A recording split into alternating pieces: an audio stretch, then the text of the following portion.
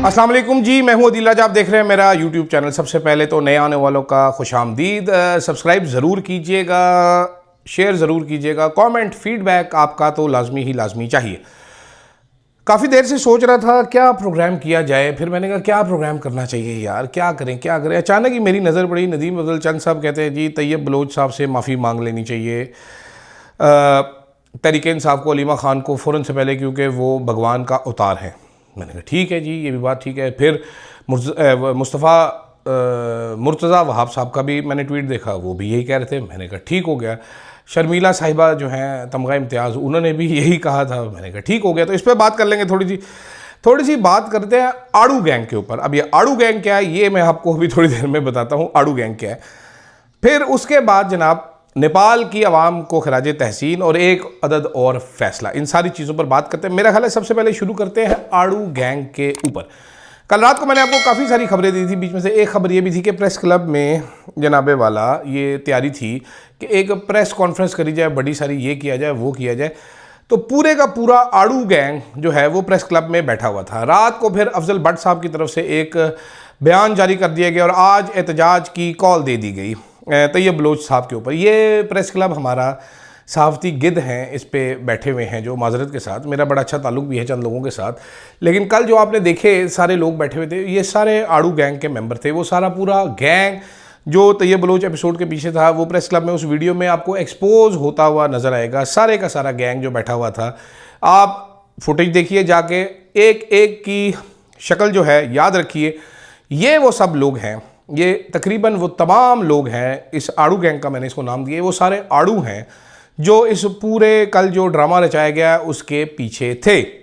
और मकसद क्या था? मकसद था बदतमीज़ी करना। मैं एक बार फिर दोहराता हूँ, वायलेंस, किसी को चमाटे मारना, चपेड़े मारना can be very very entertaining. बड़ा मज़ा आता है किसी को चपेड़ा पड़ता देख के, but this is very bad, it should not happen. I do not approve of this, I do not like this.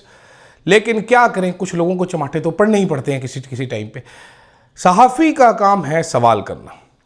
सहाफ़ी सवाल करता है, रेलिवेंट सवाल करे। अलीमा ख़ान से जायदादों के बारे में पूछें, ऐनक के बारे में पूछें, कपड़ों के बारे में पूछें, दुपट्टे के बारे में पूछें, बैग के बारे में पूछें।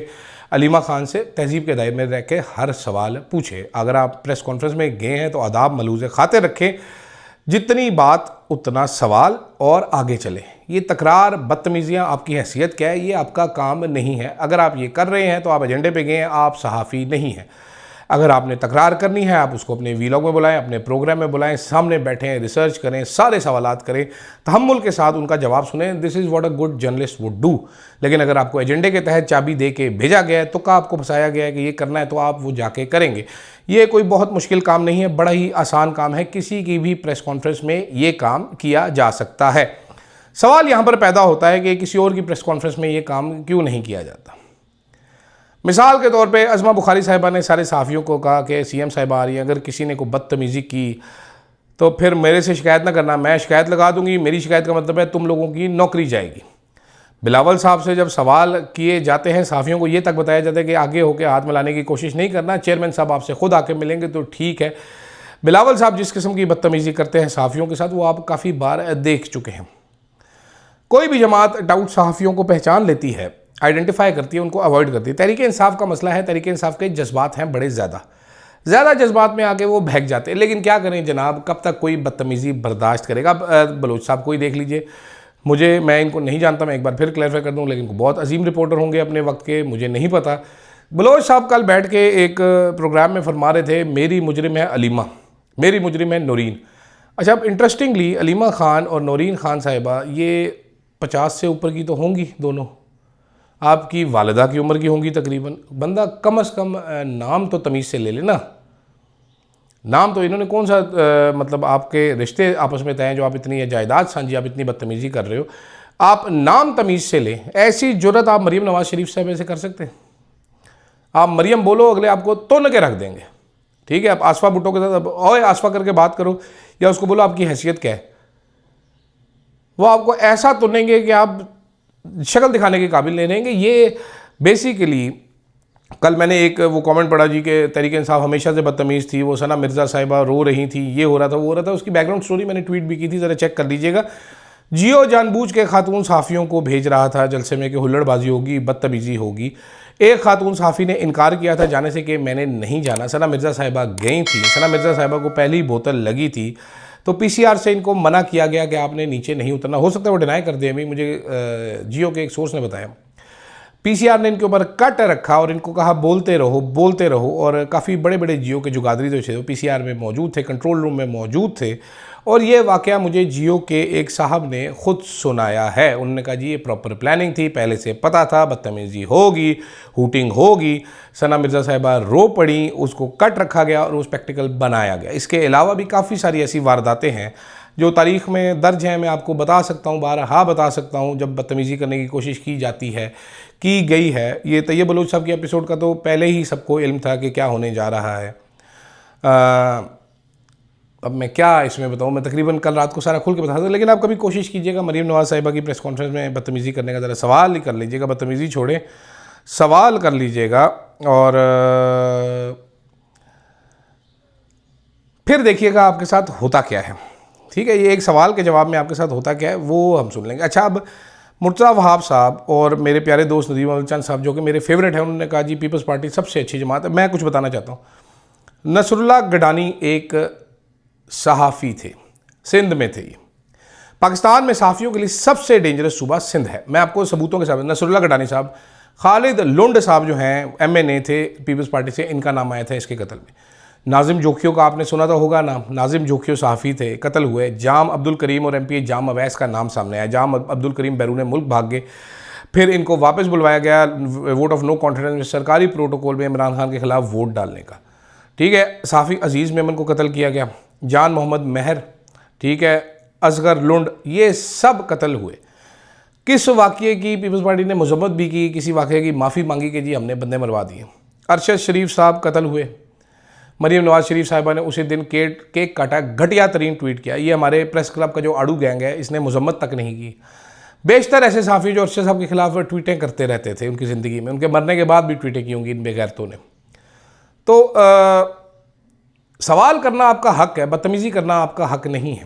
बदतमीज़ी पे चपेड़ें पड़ सकती हैं किसी भी टाइम पे, दुनिया के किसी भी मुल्क में आपको पड़ गई तो आप कोई अनोखे नहीं है। बाकी आप जितने दलेर बन रहे हैं उतने दलेर हैं नहीं।